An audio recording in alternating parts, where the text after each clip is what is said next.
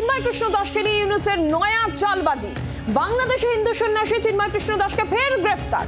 বাংলাদেশ পুলিশের আবেদনের ভিত্তিতে এই নির্দেশ চট্টগ্রাম আদালতের। আইনজীবী সাইফুল ইসলাম হত্যা মামলায় ফের গ্রেফতার চিন্ময় কৃষ্ণ দাসকে। 30 এপ্রিল বাংলাদেশ হাইকোর্ট জামিনের নির্দেশ দেয়, কিন্তু জেল মুক্তির আগেই আবারও চিন্ময় কৃষ্ণ দাসকে গ্রেফতার করা হলো। শোন অ্যারেস্ট দেখানো হয়েছে চিন্ময় কৃষ্ণ দাসকে। বাংলাদেশে হিন্দু সন্ন্যাসী চিন্ময় কৃষ্ণ দাসকে ফের গ্রেফতার। আমরা আরো জানবো এই বিষয়ে। সরাসরি রাজীব চক্রবর্তী প্রতিনিধি রয়েছেন আমাদের সঙ্গে। রাজীব, জামিনের নির্দেশ আদালত দিয়েছিল, কিন্তু মুক্তি হওয়ার আগেই আবারও গ্রেফতার করা হলো। ঠিক কি কারণে গ্রেফতারি, কি কারণে শোন অ্যারেস্ট, কি জানা যাচ্ছে?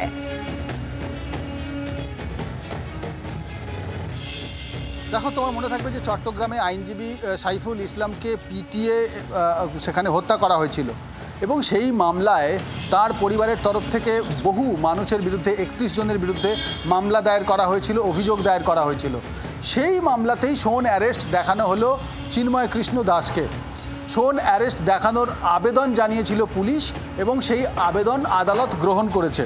আজকে আবেদন যখন মামলার শুনানি ছিল, তখন ম্যাজিস্ট্রেট ভার্চুয়াল শুনানি হচ্ছিল, কারণ চিন্ময় কৃষ্ণ দাস তিনি জেলে বন্দী।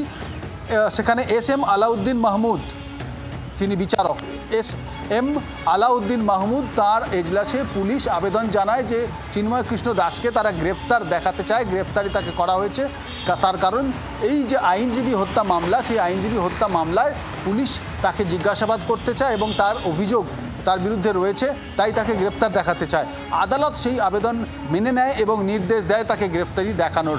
অর্থাৎ তাকে কিন্তু চিন্ময় কৃষ্ণ দাসের আপাতত জেল মুক্তির সম্ভাবনা কমে গেল বলা যেতেই পারে, কারণ এখানে যে গ্রেফতারি দেখানো হচ্ছে সেটি একটি খুনের মামলা।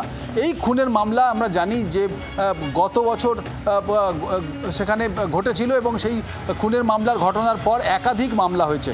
এবং শুধু কি তাই, এখনও পর্যন্ত চিন্ময় কৃষ্ণ দাসের বিরুদ্ধে আরও অনেক মামলা রয়েছে, দেশদ্রোহের মামলা রয়েছে এবং অন্যান্য মামলা রয়েছে। মোট 5টি মামলা হয়েছে তার বিরুদ্ধে, এবং 51 জন, যাদের মধ্যে 21 জনকে এই হত্যাকাণ্ডে, অর্থাৎ এই যে আইনজীবী হত্যা মামলা, সেই মামলায় 21 জনকে এখনও পর্যন্ত জড়িত আছে বলে পুলিশ প্রাথমিক রিপোর্টে জানিয়েছে। আসামিদের মধ্যে যারা, অর্থাৎ আমাদের সঙ্গে থাকো চিন্ময় কৃষ্ণ দাসের আইনজীবী রবীন্দ্র ঘোষ আমাদের সঙ্গে এই মুহূর্তে টেলিফোন লাইনে রয়েছেন। রবীন্দ্রবাবু, কি বলবেন? বাংলাদেশ হাইকোর্ট জামিনের নির্দেশ দিয়েছিল, কিন্তু জেল মুক্তির আগে আবারও চিন্ময় কৃষ্ণ দাসকে শোন অ্যারেস্ট আইনজীবী হত্যা মামলায়। আপনি কি মনে করছেন, কি কারণে, তার বিরুদ্ধে কি অভিযোগ যে তাকে এই শোন অ্যারেস্ট দেখানো হলো? এটা কি ইউনিসের কোনো চাল? আপনি কি মনে করছেন? এটা কোনো প্ল্যান না, এটা হলো আমাদের আইনজীবীরা ভুল করেছে। ওনার জানা উচিত ছিল ওখানে ওনার বিরুদ্ধে সেডিশন কেস ছাড়াও আরো 3টা কেস পেন্ডিং আছে কোর্টে, চট্টগ্রাম কোর্টে। তো এই সমস্ত 3টা কেসগুলা ওনারা at the time of moving the application before trial কোর্টে, তখন ওনারা ওই 3টা কেস সহ মুভ করা উচিত ছিল। এটা ওনারা ভুল করেছেন। ওনারা, আমি ইচ্ছাকৃতভাবে করেছে।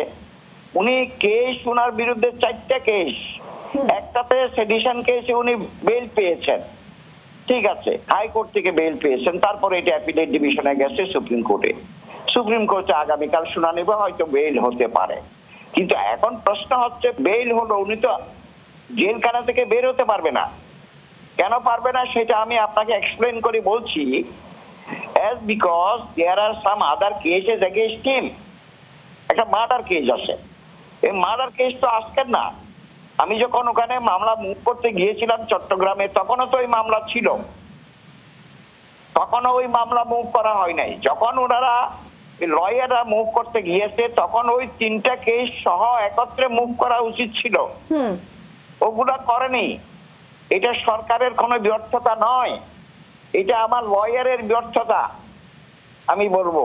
ধন্যবাদ রবীন্দ্রবাবু, আপনাকে আপাতত ধন্যবাদ। বাংলার আওয়াজ, বাঙালির আবেগ, জি 24 ঘন্টা।